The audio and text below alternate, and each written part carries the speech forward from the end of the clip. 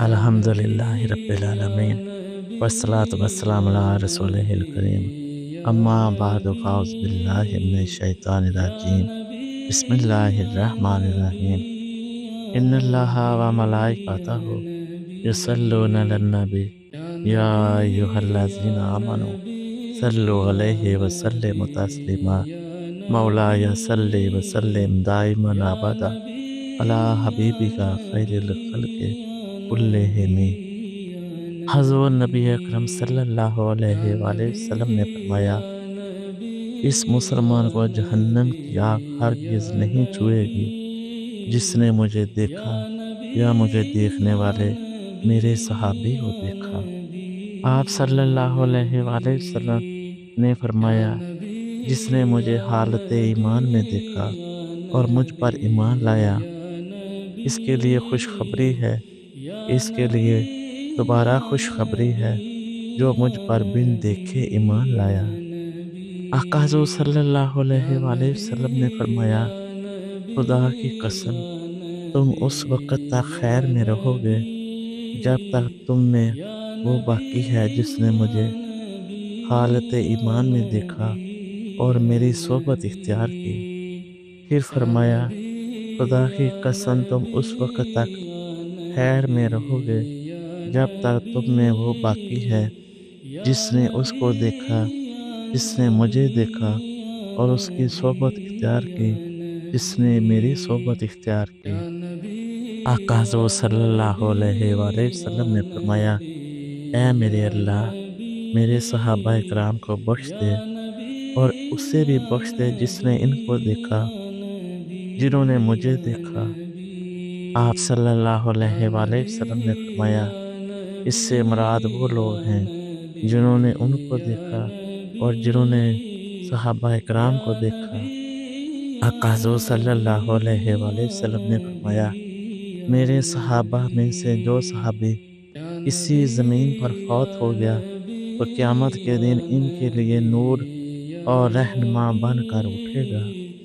حضرت علی بن ابی طالب رضی اللہ تعالیٰ عنہ سے روایت ہے، حضور نبی اکرم صلی اللہ علیہ وآلہ وسلم نے فرمایا، قیامت اس وقت تک نہیں آئے گی جب تک میرے صحابہ اکرام رضی اللہ تعالیٰ عنہ میں سے کسی آدمی کو اسی طرح ڈھونڈا جائے گا جس طرح گمشدہ چیز کو تلاش کیا جاتا ہے لیکن وہ نہیں ملتی۔ حضرت عبداللہ بن عمر رضی اللہ تعالیٰ عنہما سے روایت ہے کہ آقا حضور صلی اللہ علیہ وآلہ وسلم نے فرمایا، میرے صحابہ کی مثال ستاروں کی طرح ہے جن سے راستے کی تلاش ہوتی ہے۔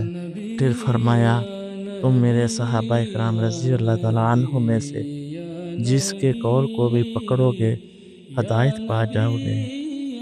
آقا حضور صلی اللہ علیہ وآلہ وسلم نے اپنے صحابہ سے فرمایا، تم لوگوں میں ایسے ہو جیسے کھانے میں نمک ہوتا ہے۔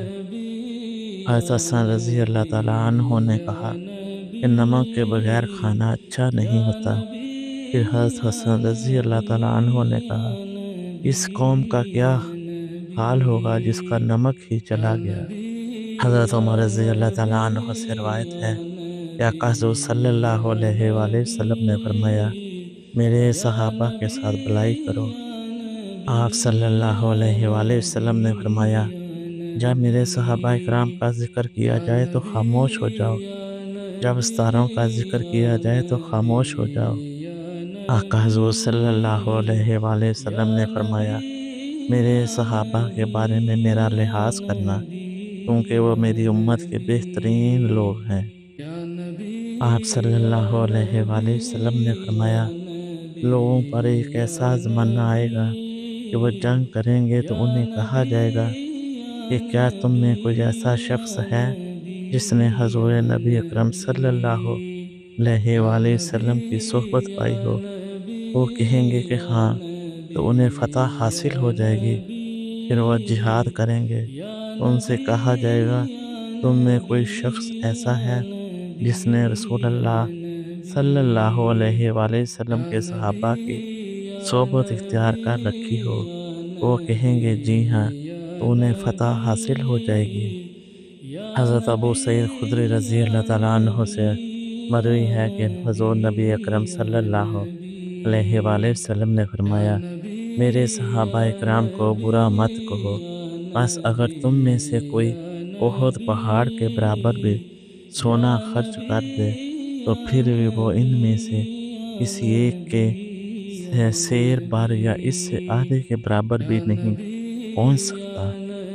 آقا حضور صلی اللہ علیہ وآلہ وسلم نے ارشاد فرمایا، میرے صحابہ اکرام رضی اللہ تعالیٰ عنہ کے بارے میں اللہ سے ڈرو اور میرے بعد ان کو اپنی گفتگو کا نشانہ مت بنانا، کیونکہ جس نے ان سے محبت کی اس نے میری وجہ سے ان سے محبت کی، اور جس نے ان سے بغض رکھا اس نے میرے بغض کی وجہ سے ان سے بغض رکھا، اور جس نے ان کو تکلیف پہنچائی اس نے مجھے تکلیف پہنچائی، اور جس نے مجھے تکلیف پہنچائی اس نے اللہ کو تکلیف پہنچائی، اور جس نے اللہ کو تکلیف پہنچائی اللہ تبارک و تعالیٰ اس کی گرفت قیامت والے دن فرمائیں گے۔ اللہ تبارک و تعالیٰ سے دعا ہے کہ ہمیں آقا حضور صلی اللہ علیہ وآلہ وسلم کے تمام صحابہ اکرام کے ساتھ بے پناہ محبت اور ان تمام باتوں پر عمل کرنے کی توفیق عطا فرمائے۔ آمین ثم آمین۔ جزاکم اللہ خیر و احسن الجزاء۔ السلام علیکم ورحمۃ اللہ وبرکاتہ۔